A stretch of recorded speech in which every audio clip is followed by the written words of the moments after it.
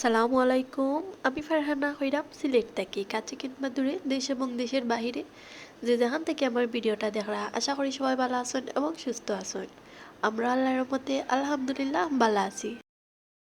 মাছ আনজন রাতকে তো অনেক রাইত হয়ে গেছিল, বানাইবার ইচ্ছা আছিল না, তাও বানাইছি কারণ মাছগুলা না একটু নরম আছিল এর লাগি। তো আসলে তানিচার আব্বু ঠিক মতো মাছ দেখিয়া আনতে পারই না, তো দেখা যায় সবসময় আমার মামা বা অন্যান্য কেউরে সাথে লইয়া বাজারও যায় মাছ কিনার লাগে। তো আজকে হয়তো একলা গেছলা এর লাগে ওই রকম মাছ লইয়া আইসন, একবারে নরম আছিল। তো আমি একটা দেখি আবার মাছটা সাথে সাথে কাটিলছি। দেখা যাবে যদি ফ্রিজও রাখি সকালকে কাটা লাগে তাইলে আরও নরম হয়ে যাব মাছটা, তারপরে কিন্তু আর খাওয়াও যাইতো না। তো দেখতে পারা সকালকে ঘুম থেকে উঠিয়া দেখি বাইরে এখনো বৃষ্টি দেয়, আর সকালকার টাইমে না একটু বেশিও বৃষ্টি দেয়। এর কারণে দেখো বাইরে কিচ্ছু মেলতে পারি না, আর আমার ঘরের অবস্থাটাও খারাপ। তো ওই যে ওরা দুইজনে আমি খাওয়াইয়া দিলাইছিলাম, তো তখন ওরা খেলের আর আমিও কিন্তু তার ফাঁকে নাস্তা করে এলছি। তো দেখো ওরা কীরকমভাবে খেলের, তো একটা আরেকটারে মারের আর ইনিয়া কিন্তু এই যে আমারই ডাকরা আম্মা হইয়া বিচার দিরা। তো তানিশাও আবার বিচার দিরা। তো তারপরে ওরা দুইটারে আমি বিছানা তাকিয়া নামাইয়া এখন আমি বিছানাটা আটাই লিমু। আর আজকে একটু তাড়াতাড়িও ঘুম থেকে উঠলাম যাতে সব কাম সময় মতো শেষ করতে পারি। দেখা যায় যে দেরি করে ঘুম থেকে উঠলে কাম শেষ করতে করতে খাওয়া দাওয়া শেষ করতে করতে ওই যায় আচরের আজান।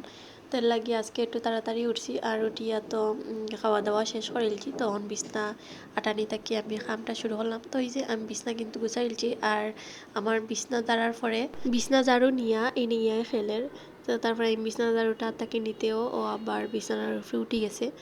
তো ওরে আমি তানিশার একটা গেঞ্জি পিন্দিয়া দিছি রাতকে, তখন রইছে খুলছি না। তো আসলে না আমি যে সময় দেখি যে ওর আতর খান্তার যদি তানিশার কিছু পাই তাইলে কিন্তু সাথে সাথে পড়াইলাই, কারণ দেখা যায় কতদিন পরে পরে একটা বড়াইলাই, পানি খাইলেও বড়াইলাই বা কিছু খাওয়ানি দিলেও ওর কাপড় বড়ে বেশি এর লাগে। আর আমার কিন্তু একটু বড় বড় কাপড় পিন্দাইতে বাইতান্তরে বালা লাগে গিয়া। তোরে এখন বিছনা থাকি নামাইলছি কারণ দেখা যার বিছনা সারি লিব। আর আজকে না একটু ফ্রিজটা ধুইয়া দিব, তো দেখতে পারা ফ্রিজের অবস্থা ঈদের আগে ফ্রিজটা ধোয়াও লাগবো। তো এর লাগে আমি ফ্রিজটা বন্ধ করিয়া রাখছি, বন্ধ করিয়া তারপরে একটু তাড়াতাড়ি যাতে বরফটা ছুটি যায় এর লাগে কিন্তু ফ্রিজের দরজাটা খুলিয়া রাখলাম। আর এদিকে আমি আইসি হইলো পেঁয়াজ কাটার লাগি। তো পেঁয়াজগুলা কাটতে তো আমার খুবই সমস্যা হয়, তো এর লাগে আমি ভিজিয়ে রাখছি আগে। আর পেঁয়াজ কেন 4 কেজি আছিল আর 1 কেজি গরু আছিল 5 কেজি পেঁয়াজ, তো আমি অর্ধেক পেঁয়াজ না এখানোর মাঝে কাটমু। তো এটা হইব 2 কেজি হইব পেঁয়াজ আমি কাটছি। তো আসলে দাদি কাটছি না, কারণ দাদি কাটলে তো পেঁয়াজ যদি কাটাত লাগি তাইলে দেখা যাইব আমার আতর 12টা বাজে যাব। আর যেহেতু ওইগুলা মাংসর মাঝে দিব পেঁয়াজ, তো একটু বড় বড় করে কাটিও আমি সবসময়। দেখা যায় মাংসর মাঝে না চার কলি করিয়া দিলেও কোনো সমস্যা হয় না, খুব সহজেও কিন্তু গলি যায় পেঁয়াজগুলা। তেল লাগে আমি সবসময় দেখা যায় পেঁয়াজ একটু বড় বড় করেও কাটিয়া দেই। এই মুহূর্তে যারা যারা আমার ভিডিওর সাথে আসুন, তো যদি আমার ভিডিওর কোনো অংশ আপনার ভালো লাগিয়া থাকে তাহলে প্লিজ একটা লাইক দিয়া কমেন্ট করিয়া জানাইতে পারেন। আর আপনারা যদি আমার চ্যানেলও নতুন হইয়া থাকেন তাহলে সাবস্ক্রাইব করিয়া আমার সাথে থাকতে পারেন। তো ওই তো আমি কিন্তু সব পেঁয়াজ কাটি লিয়ার, আর দেখতে পারা খুব স্পিডে আমি কাটিয়ার। আসলে আমি স্পিডে কাটিয়ার নাই, একবারে আস্তে আস্তে কাটিয়ার। তো ভিডিওত স্পিড দিছি এর কারণে বোঝা যায় যে আমি খুব স্পিডে কাটিয়ার। তো এইখানেও আমি কিন্তু সব পেঁয়াজ কাটি লিয়ার। আর দেখা যায় অনেকগুলা পেঁয়াজ যদি দাদিয়া কাটার যাইতাম তাইলে আমার খান্দিতে খান্দিতে জীবন শেষ হয়ে গেল অনেক। তো যেহেতু আমি কেন উবাইয়া কাটি আর এর লাগে আমার চকুত বেশি একটা ড্যাং লাগেন না, তো আমি কিন্তু খুব সহজেও কাটেছি সব পেঁয়াজ। তো দেখতে পারা কতগুলা পেঁয়াজ হয়েছে কাটার পরে।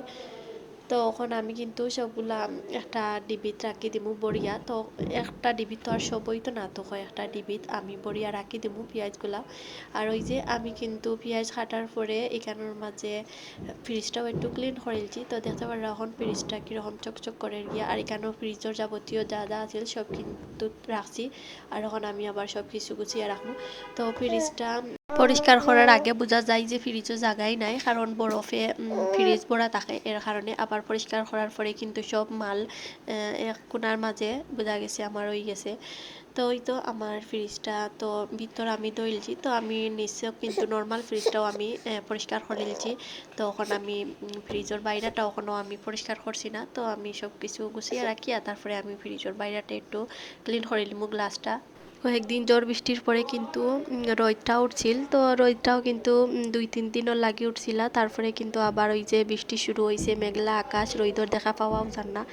তো দেখা যার যে ঘরের ভিতরে কাপড় চোপড় শুকাইতে হর, তাও কিন্তু শুকান না, ফ্যান ছাড়িয়া দিয়ার কারণ কাপড় চোপড় ভিজা তাহলে কিন্তু ঘরের ভিতরে একটা গন্ধ হরে গিয়া।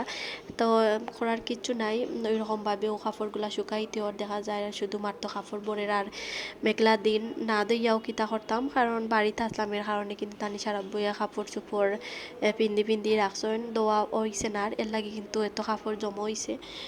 তো কেনাকাটা ঈদর যাইতে পারি আর না, কারণ দেখা যায় সন্ধ্যা বাদে কিন্তু ঝড় বৃষ্টিটা বেশিও শুরু হয়, আর আমরা কিন্তু বেশিরভাগ সন্ধ্যা পরে একটু কেনাকাটা করতে পারোই। আর আমার কিন্তু কেনা হয়ে গেছে অনলাইন থাকি, তো আমার বোনের পেজ আছে, তো ওর পেজ থাকি আমি আনাইলছি, তো নর্মালও কিনবো, এর লাগিয়ে ওর পেজ থাকি আনাইলছি সত্যি 2টা ড্রেস। তো একটা কিন্তু বানানি হয়ে গেছে, আর একটা বানাইছি না, যেহেতু আমি বানাইছি আর আমার মামির সময় নাই, তো এর লাগে অন্য ড্রেসটা রাখি, চিকটা ঈদর পরেও বানাইমু।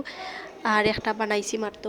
আর তানিশার আব্বুর পাঞ্জাবিটাও কিন্তু আমার বইনে আনিয়াদের অনলাইন থাকি, তো এর লাগি তানিশার আব্বুরও আর ঝামেলা নাই, তো রইল খালি ইনেয়া আর তানিশা। তো ইনেয়ার কিন্তু একটা ড্রেস পাইলছেন, আমার আম্মাই দিছেন। তো ওই তো আমার কিন্তু ফ্রিজটা পুরা ক্লিন করা শেষ, তো আমি ফ্রিজটা কিন্তু খুব ভালো করে পরিষ্কার করেছি, তো দেখতে পারা এখন কিন্তু খুব পরিষ্কার হয়ে গেছে ফ্রিজটা। দেখা যায় যে গ্লাস যেহেতু এর লাগে কিন্তু আতর দাগটাও বেশি লাগে গিয়া। আর আমার ফ্রিজটা না এই সাইডে একটু বেশিও বোঝা যায় না, কারণ এই একবারে কর্নারও পড়ে গেছে, এর লাগিয়া ফ্রিজটার ডিজাইন ঠিক মতো বোঝা যায় না। তো তানিশার আব্বুরে হইতে হইতে অন্য সাইডে নিরা না, তো অন্য হইরা যে ওই সাইডেও ঠিক আছে, আর যেহেতু এই সাইডে বউরা আছে এর লাগিয়া রাখার একটা সুবিধা আছে।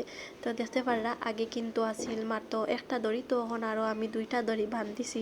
তো কোনো রকম একটার উপরে আর একটা করিয়া আর আলনার সাথেও বান্ধিছি, বান্ধিয়ে আমি 3টা রশির মাঝেও কিন্তু কাপড় দিছি, তাও জাগা হইছে না। আমি জানালার গ্রিলর মাঝে কাপড়গুলা দিছি, তো করার কিচ্ছু নাই, তো ওই রকমভাবেও আর কি শুকাইতে হইব। তো দেখতে পারা বাইরে রোদ দেখা যায়, তো আসলে রোদ না, যেহেতু আমার ক্যামেরার ব্রাইটনেসটা একটু বাড়াইল, তো এর লাগে কিন্তু বোঝা যায় যে বাইরে রোদ। আর ওই যে এখন কিন্তু আমি ঘর দুয়ার সব আটাই লেবু, তো আমি কিন্তু রান্নাঘরের খাপ নাই, যেহেতু রান্না বাড়া আছে, তো এখন আমার এর লাগে রান্নাঘরটাও একটু আমি গুছাইলছি, আর ডিবিগুলাও খুব পরিষ্কার করেলছি, আবার ক্লিন করেলছি। আর আমি কারণ নিচে একটা ট্রে রাখিয়া তারপরে একটার উপরে আমি তেলর জার, তারপরে একটা গাছ রাখছি, তো দেখতে কিন্তু খুব বেশি ভালো লাগে। তো আপনার কিলা লাগে প্লিজ কমেন্ট করিয়া জানাইবা। তো আজকে আসলাম এই পর্যন্ত, লাইক কমেন্ট করবা, আর যদি কেউ নতুন ইয়ে তখন তাহলে সাবস্ক্রাইব করতে ভুলবা না। আসসালামু আলাইকুম, আল্লাহ হাফেজ।